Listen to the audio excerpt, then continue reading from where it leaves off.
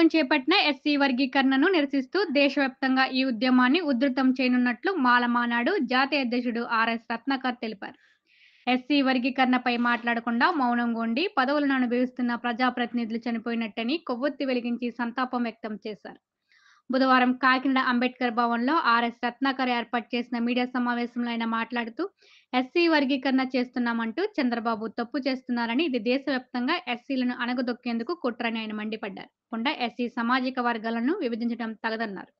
SC కులాల మధ్య వివాదాలు రేపేందుకు కేంద్ర స్థాయిలో జరుగుతున్న కుట్రని, దీన్ని తెలుగు రాష్ట్రాల సీఎంలైన చంద్రబాబు, రేవంత్ రెడ్డిలు గ్రహించాలని సూచించారు. తక్షణమే ఎస్సీ వర్గీకరణ బిల్లును ఇద్దరు సీఎంలు విరమించుకోవాలని ఆయన డిమాండ్ చేశారు. అలాగే ఉత్తర దక్షిణ భారతదేశంలో ఉన్న ఎస్సీలు దీనిపై పోరాడాలని, ఈ ఉద్యమాలకు మద్దతుగా నిలవాలని రత్నాకర్ పిలుపునిచ్చారు. ఈ సమావేశంలో మాలమానాడు కార్యకర్తలు, రాక్స్ ప్రతినిధులు తదితరులు పాల్గొన్నారు.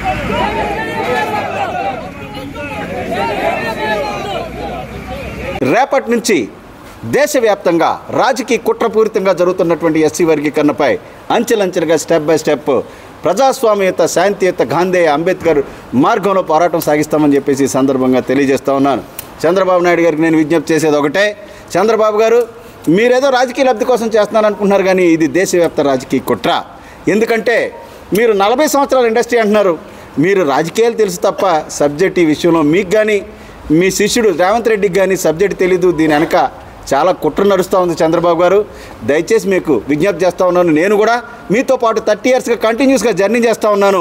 మీ మిత్రుడిగా, మీ సోదరుడిగా నేను మనవి చేసేది ఒకటే, రాజకీయ లబ్ధి కోసమే కాదు, ఇది పూర్తిగా దళితులపై దేశవ్యాప్తంగా జరుగుతున్నటువంటి కుట్ర. ఒక్కసారి మీరు ఆలోచించాలి. అలాగే మీరు ఎస్టీలకు సంబంధించినటువంటి సెన్సస్ లేకుండా ఎస్సీ వర్గీకరణ ఎలా చేస్తారు? సుప్రీంకోర్టు క్లియర్గా చెప్పింది. డెమాన్స్ట్రేబుల్, క్వాంటిఫైయబుల్, ఎంపిరికల్ డేటా కావాలన్నారు. మీరే అన్నారు మొన్న సరైనటువంటి లెక్కలు లేవు కాబట్టి 2011 లెక్కల ప్రకారం చేయమని సిఫార్సు చేశామని. అసలు కమ్యూనల్ స్టాటిస్టిక్స్, కమ్యూనల్ సెన్సస్ ఎప్పుడు తీశారు సార్? ఎప్పుడైనా పుస్తకం చదివారా మీరు? 1931లో బ్రిటిష్ వాళ్ళు ఈ దేశంలో మొట్టమొదటిసారిగా ఏ కులం ఏంటో ఎన్యూమరేషన్ చేశారు. ఆ రోజు నుంచి కూడా ఈ రోజు వరకు కూడా కమ్యూనల్ స్టాటిస్టిక్స్ అనేవి, కమ్యూనల్ సెన్సస్ డేటా అనేది లేదు. లేకుండా మీరు ఎలా చేస్తారు? రాజీవ్ రంజన్ అనేటటువంటి ఒక ఐఏఎస్ రిటైర్డ్ అయిపోయినటువంటి ఆయన రెస్ట్ తీసుకుంటున్నటువంటి ఐఏఎస్ ఆఫీసర్ని తీసుకొచ్చి ఎంతమంది ఉద్యోగాలు ఉన్నారని లెక్కగట్టేసి మీరు ఎస్సీ వర్గీకరణ చేస్తారా? ఇది తప్పు చంద్రబాబు గారు. ఇరు వర్గాల్ని కూడా మమ్మల్ని కొట్లాడిస్తూ ఉన్నారు.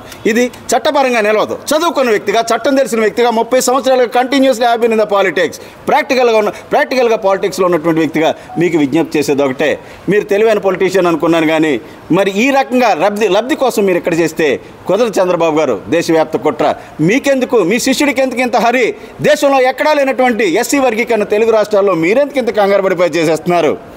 దేనికైనా సరే every action has equal and opposite reaction. Chandrababu గారు ఇది తప్పు. దయచేసి విరమించుకోండి బిల్లు. మీరు చేయాలనుకుంటున్నారా?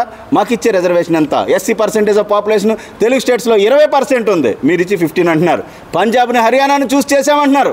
పంజాబ్లో ఎస్సీ రిజర్వేషన్ 25 పెంచి చేశారు, హర్యానాలో 15-20 చేశారు. కాబట్టి ఒక్కసారి ఆలోచిస్తారని మీకు మనవి చేస్తూ ఉన్నాను. మీతో తిరిగిన వ్యక్తిగా, మీతో మరి చనువు ఉన్న వ్యక్తిగా మీరు పెద్ద మనసుతో ఆలోచిస్తారని చెప్పేసి కోరుకుంటా ఉన్నాను. అలాగే ఈ ప్రజాస్వామ్యంలో శాంతియుత నిరసన తెలిపేటటువంటి హక్కు నాకు ఉంది కాబట్టి దేశవ్యాప్తంగా ఈ యొక్క నిరసన కొనసాగిస్తాం. ఈ ఉమ్మడి తూర్పుగోదావరి జిల్లా కేంద్రంగా, కాకినాడ కేంద్రంగా దేశవ్యాప్త ఉద్యమానికి, ప్రజాస్వామ్య ఉద్యమానికి ఈ రోజు నుంచి తెరతీసామన్న విషయాన్ని మీకు తెలియజేస్తూ ఉన్నాను. అలాగే మరి హిందీ సోదరులందరికీ కూడా చెప్తా ఉన్నాను, భాయ్ और बहनों सुनिए, देश भर में सभी राजनीतिक पार्टियां एससी आरक्षण वर्गीकरण के बहाने देश भर में सभी राजनीतिक पार्टियां दलितों की एकता को कमजोर कर रही है. इस पर हमें सभी को मिलकर लोकतांत्रिक और जनतांत्रिक लड़ाई करनी चाहिए. भाई और बहनों, लड़ना है. మోడీ గారు కూడా ఈ సందర్భంగా చెప్పేది ఒకటే, ప్రియ గుజరాती मित्रों संभलो, आ देशना तमाम राजकीय पक्षों एससी अनामत वर्गीकरण आड़मा दलितों की एकता विरुद्ध षड्यंत्र करी रहा है. मोदी जी अपने बदाने आने पर लोकतांत्रिक रीते लड़वम पड़से. मोदी जी ఒక్కసారి మీరు ఆలోచించండి. ఇది తప్పు. దళితుల మధ్య కుట్ర పెడితే చేయి దాటిపోతూ ఉంది. మీరు ఇచ్చే రిజర్వేషన్ 103కే దీన్ని దేశవ్యాప్తంగా ఉన్నటువంటి 1108 ఎస్సీ కులాలకి ఎలా పంచుతారు? తెలుగు రాష్ట్రాల్లో అయితే 103కి ఇచ్చేటటువంటి రిజర్వేషన్ని 59 కులాలకి ఎలా పంచుతారని చెప్పేసి మిమ్మల్ని ప్రశ్నిస్తూ ఉన్నాను. ఒక్కసారి ఆలోచించండి, చేయి దాటిపోద్ది. 50 కోట్ల మంది దళితులకు సంబంధించినటువంటి విషయం కాబట్టి సుప్రీంకోర్టు తీర్పు కూడా కరెక్ట్గా లేదు. With due respect and submission to the honourable supreme court, ఆ యొక్క తీర్పుని మేము వ్యతిరేకిస్తూ ఉన్నాం. మోడీ గారు, మీరు పార్లమెంట్ ద్వారా సుప్రీంకోర్టులో మళ్ళీ ఒక పిటిషన్ దాఖలు చేసి ఆ తీర్పును వెనక్కి తీసేంత వరకు కూడా 30 సంవత్సరాలైనా సరే నేను బతుకున్నంతకాలం ఈ పోరాటం కొనసాగుద్దని చెప్పేసి సందర్భంగా తెలియజేస్తా ఉన్నాను మోడీ గారు. అలాగే మీకు చెప్పదలుచుకుంది ఒకటే, మోడీజీ सुनिए जरा सोचिए, एससी लिस्ट में बाकी जातियों पर अगर आपको सच्चा प्यार है, अगर आपको सच्चा दोस्ती है, आरक्षण 10% और बढ़ाकर बाकी जातियों को देना है मोदी जी, आप कर सकते तो यह काम करें, लेकिन दलित जातियों को विभाजित ना करें. यह काम देश के लिए अच्छा नहीं है मोदी जी, अच्छा नहीं है.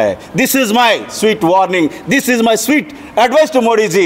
ఒక్కసారి చంద్రబాబు గారు, మీ శిష్యుడు చంద్రబాబు గారు మీరు ఆలోచించాలి. You are playing with fire. ఇది తప్పు. మీ స్వార్థ రాజకీయ ప్రయోజనాల కోసం 50 కోట్ల మంది జీవితాలతో ఆడుకుంటే మేము కూడా ఏమీ చేయలేం. మేము చట్టాన్ని, న్యాయాన్ని, ప్రజాస్వామ్యాన్ని గౌరవించేటటువంటి వ్యక్తులు. ప్రజాస్వామ్యపూరితంగానే, ప్రజాస్వామ్యబద్ధంగానే మా పోరాటం కొనసాగుతుంది.